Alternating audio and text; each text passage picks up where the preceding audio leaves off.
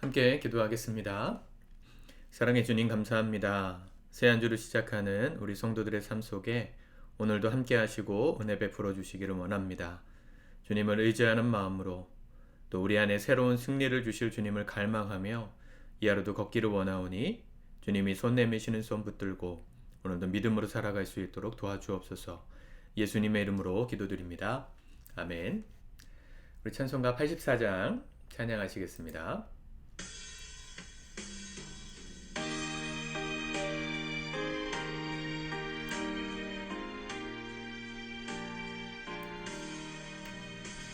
온 세상이 캄캄하여서 참 빛이 없었더니 그 빛나는 영광 나타나 온 세상 빛이었네. 영광 영광의 주 영광 영광의 주 밝은 그 빛 내게 비추었네. 영광 영광의 주 영광 영광의 주 이 세상의 빛은 오직 주 예수라.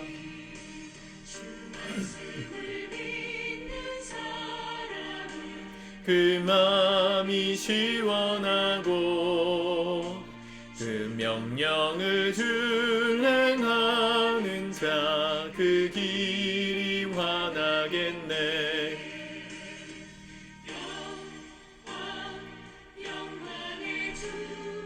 영광 영광의 주 밝은 그 빛 내게 비추었네. 영광 영광의 주 영광 영광의 주 이 세상의 빛은 오직 주 예수라.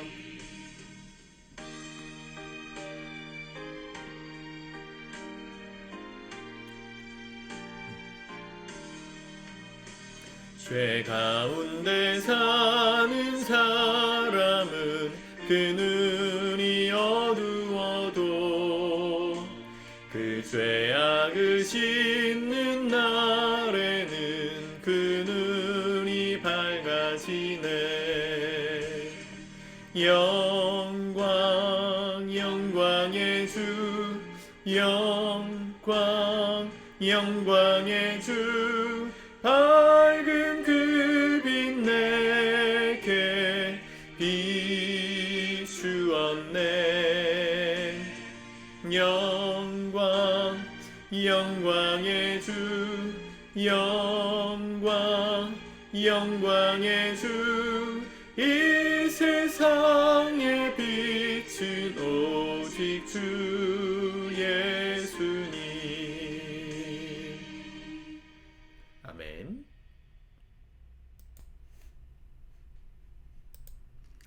오늘 하나님 말씀은 시편 131편 말씀입니다.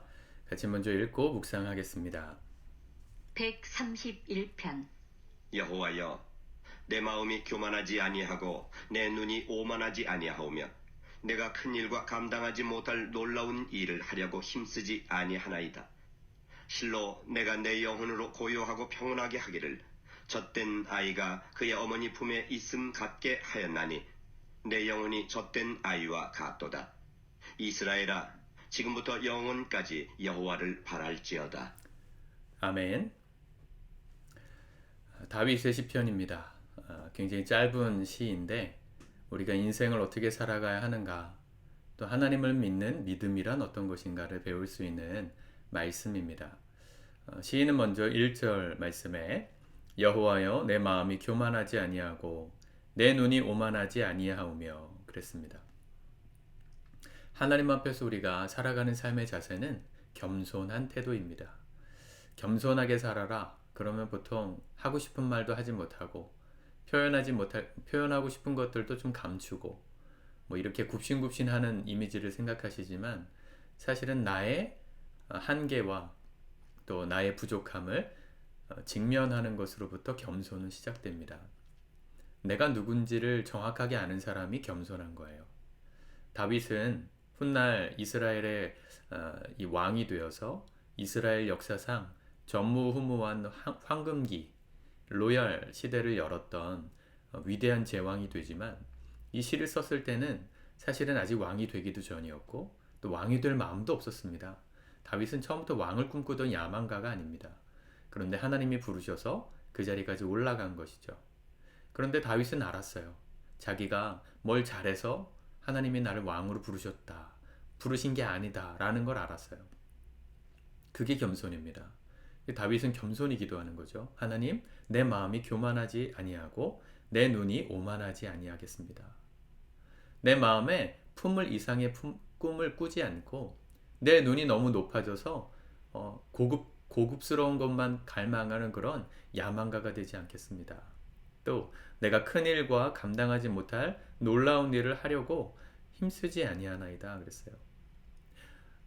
근데 이 정반대로 다윗이 이렇게 겸손하게 고백한 거와는 정반대로 자기가 잘 해서 뭔가 하나님 앞에 쓰임 받을 사람 자격이 있다고 생각을 해서 변질된 사람이 사울이죠. 사울도 원래는 겸손했습니다. 처음으로 이스라엘 역사상 왕을 뽑을 때 베냐민 지파에 숨어 있었던 이 사울을 뽑게 되잖아요. 그때 부끄러워가지고 이 창고 안에 숨어 있었습니다. 자기는 그럴 사람이 아니다 할 정도로 자기의 약함과 한계를 인정하던 겸손한 다윗 같은 사람이었는데 어느 순간 그가 변질됩니까? 왕이 되고 권력의 정점에 서고 나니까 마치 내가 뭔가 대단해서 하나님께 부름받고 쓰임받았구나 하는 생각들을 하게 되었던 것이죠. 겸손은 뭡니까? 나의 작음을 알고 나를 부르신 하나님의 크심을 아는 것, 그게 겸손입니다. 이 영상을 보시는 시점에는 이제 선거 결과가 나왔겠네요. 누가 국회의원이 되고 누가 대통령이 되고 나라의 지도자의 자리에 오르게 되었든 처음에는 겸손했다가 변질되는 사람들이 꼭 있습니다. 자리가 그렇게 만드는 것 같아요. 제가 좀 주목했던 정치인들 중에서 정말 괜찮았는데 당대표가 되고 또 권력의 정점에 선 순간부터 눈이 흐려지고 정말 정쟁에만 목숨 거는 더 높은 자리를 가기 위해서 이 치졸한 정치를 하는 사람들로 변질되는 걸 참 많이 봤습니다. 단순히 정치인의 얘기겠습니까? 우리의 삶도 그렇죠.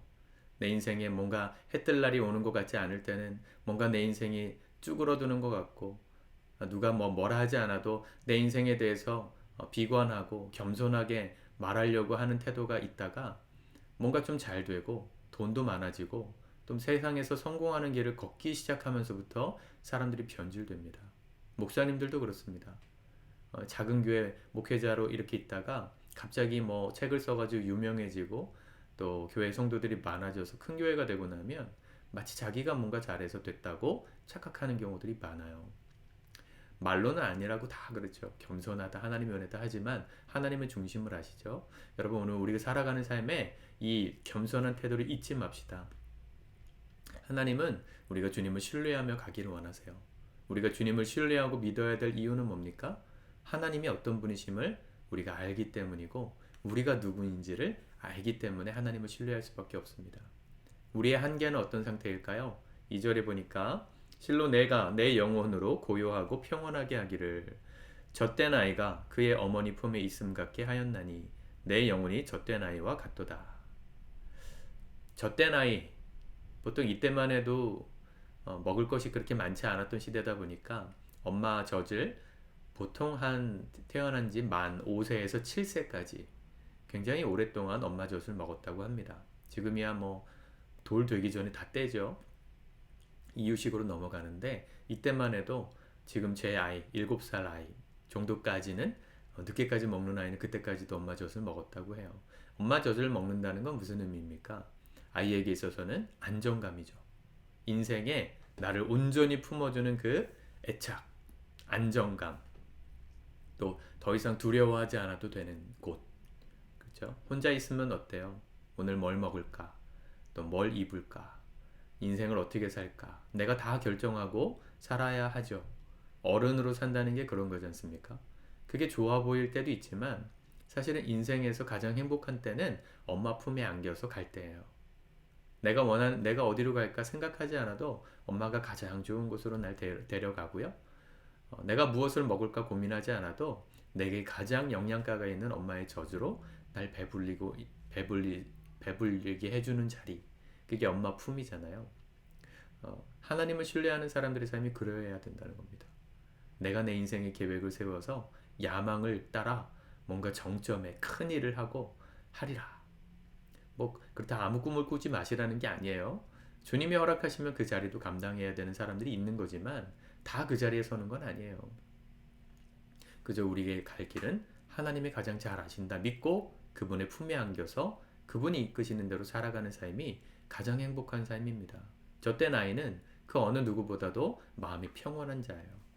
예수님이 어린아이들과 같지 아니하면 너희가 결코 천국에 들어갈 수 없다 그러셨죠. 어린아이와 같은 믿음이 이런 겁니다. 엄마의 품에 안겨있는 아이처럼 평온하게 그분께 내 인생을 모두 맡기고 그분이 허락하시는 것들에 만족하며 걸어가는 삶이 바로 어린아이와 같은 믿음입니다. 그게 겸손이에요. 여러분들의 삶에 또 저의 삶에 오늘 주님이 이끄시는 대로 또 주님이 허락하시는 것대로 만족하고 자족하는 은혜가 있기를 바랍니다. 그게 우리가 살아가는 삶의 유일한 희망입니다. 3절에 이스라엘아 지금부터 영원까지 여호와를 바랄지어다. 바랄지어다 이것은 희망하라는 거예요. 하나님을 기대하라는 것입니다.